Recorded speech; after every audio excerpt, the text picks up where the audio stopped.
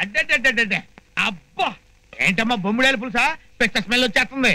ఎలా కనిపెట్టారు బాబాయ్? ఎలా కనిపెట్టారా? ఎంత ఈజీగా అడిగావమ్మా. అసలు నన్ను ఏంటనుకున్నావు? అమెరికాలో చైనా హోటల్లో నోట్లో పైప్ వేసుకుని కూర్చోవలసిన నా కర్మకాలి పల్లెటూరులో ఇరుక్కుపోయాను. ఇప్పుడైనా వెళ్ళొచ్చుగా, సగం దరిద్రం వదులుతుంది.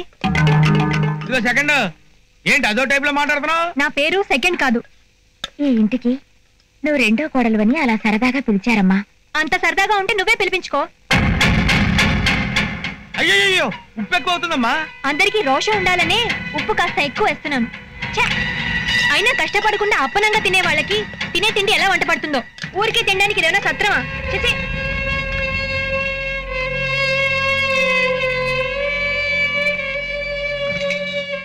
మావయ్య ఏదో చిన్నపిల్ల, అందుకే ఏం మాట్లాడకుండా వెళ్తున్నాను కాలుడు. భోంచేశాలండి మావయ్య. ఆకలి చచ్చిపోయింది అల్లుడు. ఇన్నాళ్ళు ఆకలికి చచ్చిపోతాను అనుకున్నాను. ఇప్పుడు ఆ భయం లేదు అల్లుడు. మావయ్య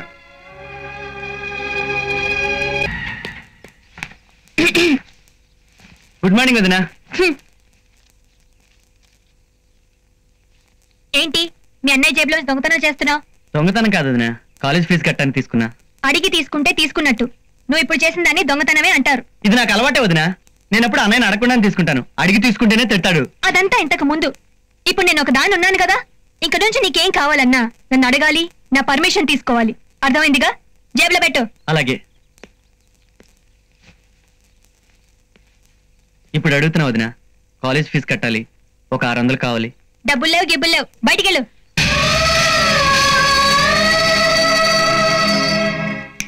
ఏయ్ చూడు, ఇక ముందెప్పుడు నన్ను అడగకుండా జేబులో చెయ్యే కాదు, ఈ గదిలో కాలు కూడా పెట్టడానికి వీల్లేదు.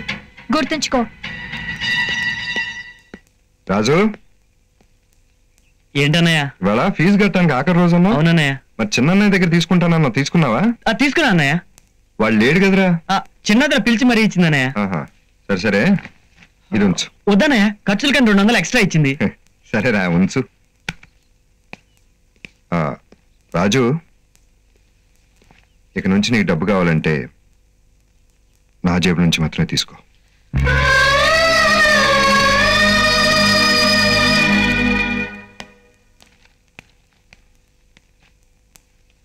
జానకి, జానకి నిన్నే తమ్ముడు జేబుల నుంచి డబ్బులు తీసుకున్నాడా?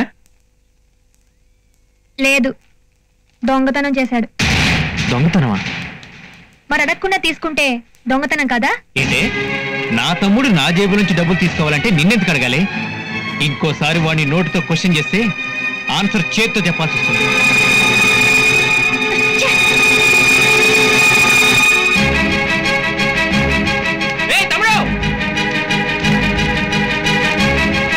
అన్నయ్య, ఏంటో నువ్వు చేసిన పని? అది కాదన్నయ్య. ఏది కాదు? అది నిన్ను దొంగ అనగానే వదినాన్ని చూడకుండా లాగి చెంప మీద ఒకటి కొట్టుంటే గర్వపడేవాడిని. అయ్యో అలా అనకన్నయ్య. అయినా వదినేటి తల్లితో సమానం కదా. పైగా నన్ను వదినేం అనలేదు. అవన్నీ నాకు తెలుసు. ఇదిగో ఈ డబ్బు తీసుకో. వదనయ్య, పెద్దన్నయ్య ఇచ్చాడు. మరి నేనెవర్రా? అన్నయ్యే. అన్నయ్యనే కదా, కాదనకుండా డబ్బు తీసుకో. సరే అన్నయ్య. నీకు డబ్బు అవసరం అయితే నా జేబులోంచి తీసుకోవాలి. ఇవన్నీ మనసులో పెట్టుకొని చదువు పాటు చేసుకోకరా. అలాగే అన్నయ్య.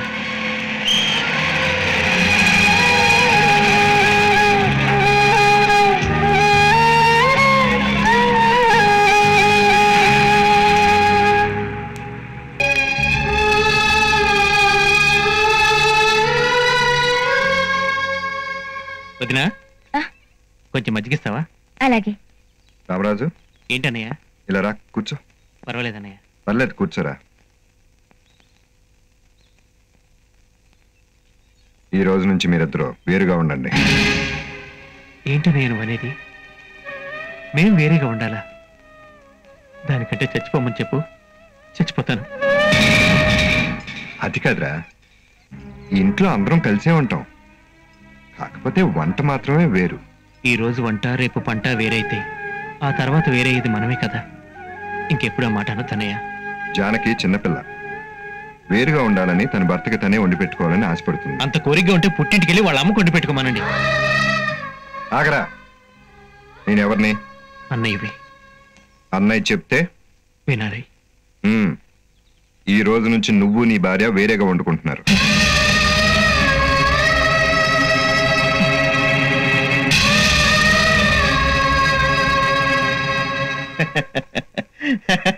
నాకిప్పుడు చాలా ఆనందంగా ఉంది.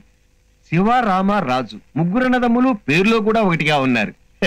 ఇక మీదట ఎవరికి వాళ్ళు విడిపోతారు. తప్పకుండా నీ పెళ్లికి వస్తానమ్మా.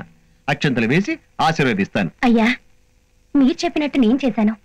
మీరు మరోలా అనుకోనంటే నేను చెప్పినట్టు చేయగలరా? చెప్పమ్మా. దయచేసి మీరు నా పెళ్లికి మాత్రం రాకండి. మీరు అక్షింతలు వేసి ఆశీర్వదిస్తే నా కాపురం కూడా కూలిపోతుంది. ఎంత మాట అన్నావే?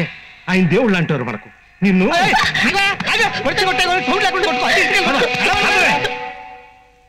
జానకి, ఈ రోజు శ్రావణ శుక్రవారం. నేను గుడికి బయలుదేరుతున్నాను.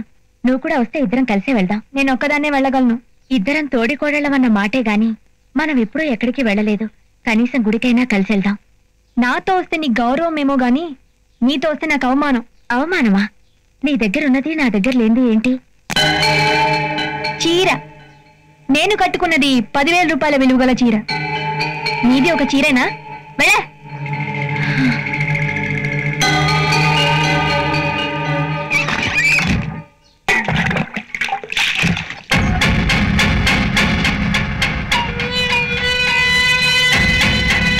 ఇది నీ పట్టు చీరే, కట్టుకొచ్చాను.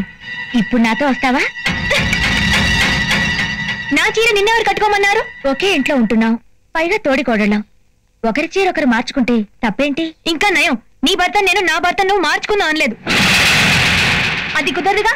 ఇంకే చీరిపై ఏంటి అలా చూస్తున్నావు? చీరిపో.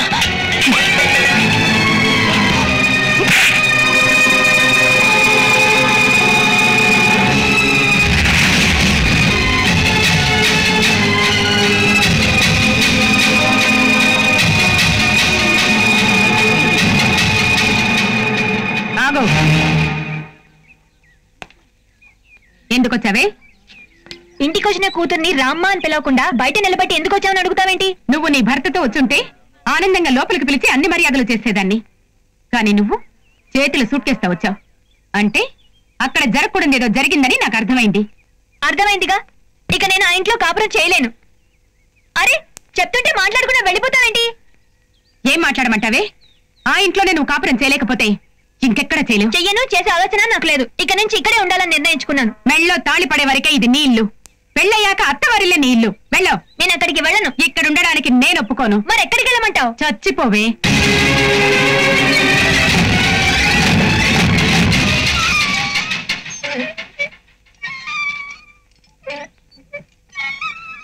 నన్ను క్షమించండి.